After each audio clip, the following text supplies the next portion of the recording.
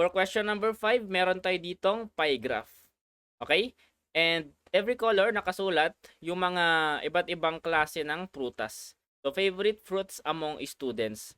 So, given guys yung value niya and also yung percentage.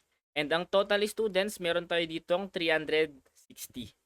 So, question number 5, how many more students prefer apple than grapes? So, si apple guys, ang value niya, that is 90. Si grapes naman, ang value niya, that is 36. So, i-minus lang natin guys para malaman natin kung how many more students yung mas prefer ng apple kaysa kay grapes. So, that is equal to 54. So, letter C. Okay, so number 6. Which fruit represents 1/4 of all students? So, given guys yung total number of students natin which is 360, di ba? So, hanapin natin guys yung 1/4 niya.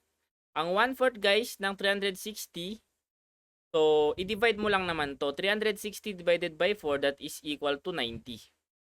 Okay guys, and ang 90 guys, anong fruit ang may value ng 90? Siya si apple. Okay, so sagot natin dito ay letter B.